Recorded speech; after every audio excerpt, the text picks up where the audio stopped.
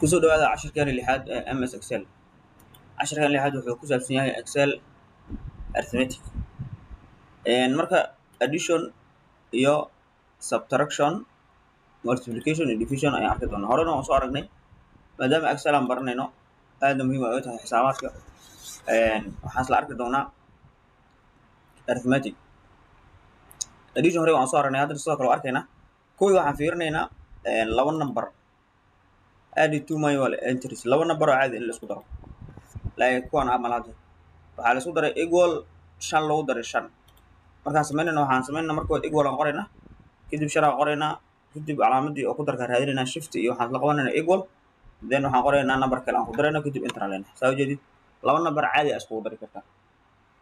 okay, adding two cells, laba cell isku dari kartaa. laba cell marka isku darayso, tusaale meeshan 10 aan ku qorto, labadan cell aan rabo inaan isku daro. marka waxaan arki doonaa laba cell iyo laba entry waxay kula duwan yihiin. laba cell markaan samayn equal leenahay, cellka dooranaysa. hadda cellka aan doorto waa C13, kadib calaamadda ku dar shift waxaad la qabanaysaa equal, then cell kala dooro asagana waa D13, kadib enter dhig. laba cell marka laba cell waa isku darnay, sidoo kale laba entry caadina waa isku darnay. okay, qaabka la isku dari karo several cells fara badan haddii aad haysato, qaabka la isku daro. hadda intaan rabnay inaan isku darno, halkaan ay imaanaysaa equal aad leedahay, numberkan aan dooranayna ugu horeeyo, kadib shift iyo equal si plus aan u helno. numberka ku xigo shift iyo equal si plus aan u helno. numberka ku sii xigo shift iyo equal, numberka ku sii xigo kadib enter aan leedahay.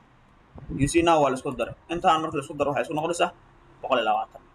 several cells marka cell markaas kala duwan ay ku jireen, qaabka isku dar. okay, haddii aan rabo inaan isticmaal karo sum, waa isticmaali karnaa.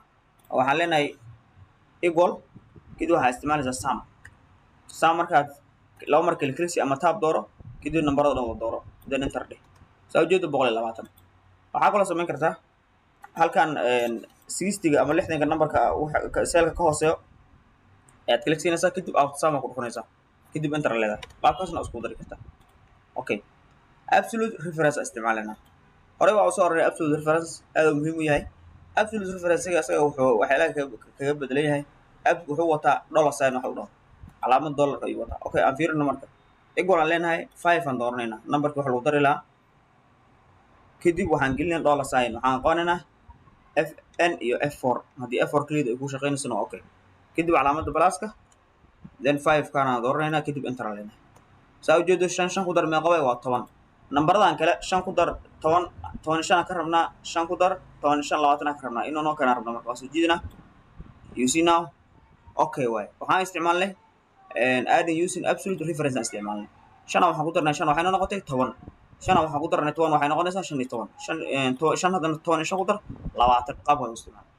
okay, hadda addition waan aragnay oo qaabka isku darka waan aragnay. xisaabaadka subtraction aan bilaabaynaa, qaabka marka xisaabaadka loo kala jarayo. waxaan ka bilaabaynaa inaan kala jarno laba number oo caadi ah. okay, equal aan dhahno 4 ayaa waxaan ka jaraynaa calaamadda ka jarka dooro, kadib 2 ayaan ka jar rabaa, enter leeyahay. waka 4 2 ka jar waa 2. okay, laba cell aan kala jaraynaa. number 4 halkaan qoran doonaa, labadan cell aan kala jari doonaa, cellkan iyo kan. waxaan leeyahay equal 4 oo markaas e6 u taagan minus calaamadda minus keyboardka, kadib 2 doorana, kadib enter.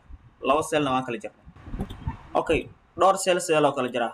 intaan rabo inaan kala jaro, waxaan leeyahay equal 50 ka dooro, calaamadda minuska, 10 ka dooro, calaamadda minuska, 5 dooro, calaamadda minuska, length 2 dooro, kadib enter. saa ujeedo waa kala jarnay. 50 waxaan ka jarnay 10, waxaan sii jarnay 5, waxaan sii jarnay 2, waxay noqotay 3 ayay noqotay. okay, waxaan samaynaynaa minus oo waxaan samaynaynaa anagoo isticmaalayno absolute reference. okay, numberada diyaarsanaynaa, tusaale 40 35 ama 32 then 16. numberadana waxaan ka jaraynaa kulligood 2 yaan ka wada jaraynaa. hal mar aan inaan ka wada jaro anoo isticmaalayo absolute reference. okay, qaabka loo isticmaalayo equal aan leedahay, then waxaad dooranaysaa numberkii wax laga jari lahaa, minus aan leedahay, kadib numberkii laga jari lahaa, kadibna waxaad soo gelinaysaa f4 oo marka dollar sign soo gelinaysaa ka wada, then enter aan leedahay. saa ujeedo 4 laga jaray 2 meeqa ay noqonaysaa? 38. dee soo jiid sida aorta labada kale. 2 haddii laga jaro 30 30 32 haddii laga jaro 2 waa 30.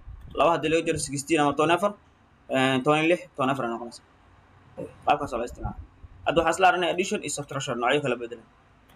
ku dhufa aadno laba number see la isku dhuftaa laba number markaa isku dhufanaysid equal aa leedahay 2 lagu dhuftay calaamada waxaa laga soo saaraa shift 8 then 2 kale qorayna kadib waxaa leedahay enter laba ku dhufo 4 waay okay 2 cells ayagoo markaas laba cell leh anoo isticmaalayno 2 cell qaabkan samayn karnaa hal number inta ii qor number kale inta qor labada number rabo inaan isku dhufto anoo cell isticmaalayo equal aan leeyahay cellka dooro then shift 8 isla qabo kadib cell kale dooro kadib enter you see labada number 6 iyo 4 iyo 6 marka la isku dhufto 24 qaabkaas okay several cells haddii aan isticmaalayno markaasi ayagoo badan waxaan samaynaa tusaale kuwan aan isticmaalno waa isku dhufanaynaa okay equal aa leedahay kana dooranaysaa kadib waxaa leedahay shift 8 oo calaamada ku dhufay kan dooro haddana shift 8 calaamada ku dhufada midda kale shift 8 then kan ugu dambeeyo shift 8 kadib enter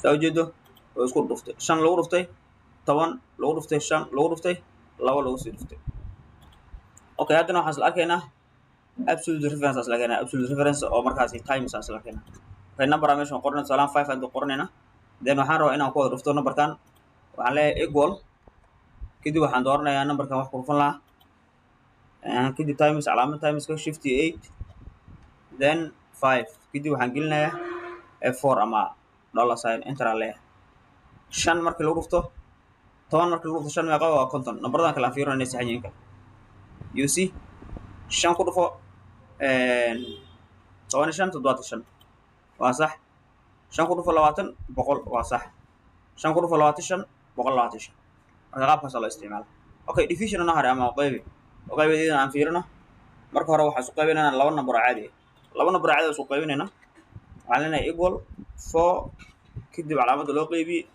kadib 2 afar waxaan qaybinaynaa laba enter leh waa ka laba way hadii afar laba qaybiyo laba ay noqonaysaa okay 2 cells aro inaan isku qaybiyo afar inta iga dhig labada number isku qaybin rabo salaan equal aan leeyahay then 4 loo qaybiyay 2 enter aan leeyahay you see laba cell lama sameyn okay several cells ayagoo dhowr ah sidaan isku qaybiyaa intaan rabo inaan isku qaybiyo salaan ama halka aan ku diyaarsado number kale 60 soddon labo okay equal aan leeyahay numberkan dooran doona loo qaybiyay numberkan loo sii qaybiyay numberkan kadib inta aan leeyahay waa kaawana soo baxa marka several cells saas oo qaybin kartaa okay absolute reference aan haray absolute reference marka uu qaybinayno waxaan leenahay like numberkan oo wada qaybinayna kulligood equal aan leedahay 60 loo qaybiyay 2 kadib waxa ku daraysaa dollar sign ku daraysaa inta leedahay 2 markii 60 loo qaybiyo meeqa waa 30 numberdan kala fiirino marka saa u jeedid 60 loo qaybiyo meeqa waa 30 30 loo qaybina waa 15 labo qaybina waa hal marka waa ka hadda waxaan isla aragnay qaabka loo isticmaalo addition subtraction multiplication iyo division ayagoo nacyo kala duwan كي وحيسو ألك صلاة وإنه كومنتك إن شاء الله 10 كانوا وإنت سودان وعصبان وصبير والسلام عليكم ورحمة الله وبركاته